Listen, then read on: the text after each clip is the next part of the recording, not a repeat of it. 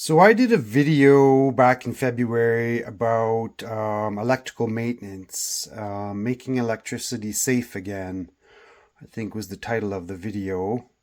A couple of weeks ago, I had a call out to a job in Cochrane, a service call, and he had lost power to half or most of the receptacles in his garage.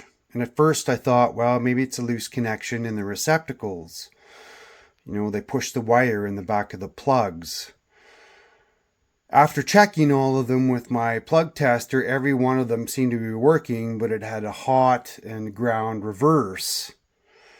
So I went downstairs to have a look at his electrical panel, and the neutral bus bar on the one side was all burnt, had heat damages. All of the wires were melted. Some of them were burnt really badly, like 3-4 inches back. So I had to pull that whole side of his panel apart and relocate all of those wires to a better location on that neutral bus bar where there wasn't any heat damage. So the importance of doing electrical maintenance and periodically checking these terminals in here is very beneficial to prevent damages to that and having to replace that electrical panel.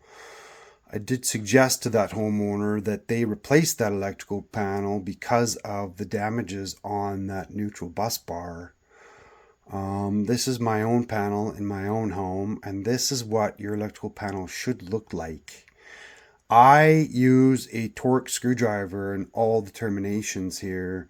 And if you go over here to this sticker, I know you can't see those numbers, but it has the torque values for every termination in this panel. I know from experience, like 14 gauge wire, 12 gauge wire, 10 gauge wire is about 20 inch-pounds on the breakers. The neutral bus is the same. When you get into 8 gauge and larger, that starts to increase to 25 inch-pounds.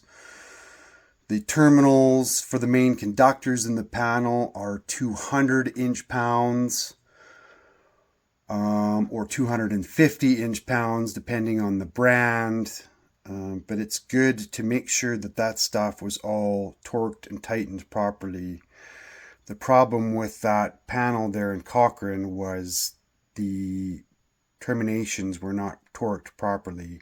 Every single termination in that panel I tightened. Some of them I got 2 full turns on a screwdriver. So I retorqued everything and fixed the problem for him. And then another quick little note here is a rule 2308, working space around electrical equipment.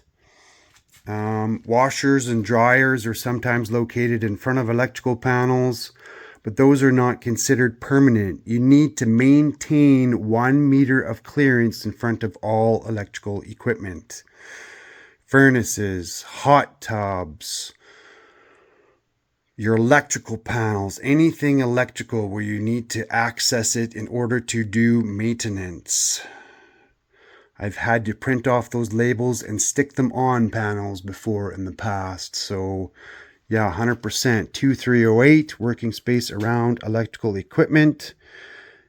Maintain a minimum working space of 1 meter where secure footing shall be provided and maintained about electrical equipment that contains renewable parts, disconnecting means or operating means, or requires examination, adjustment, operation, or maintenance.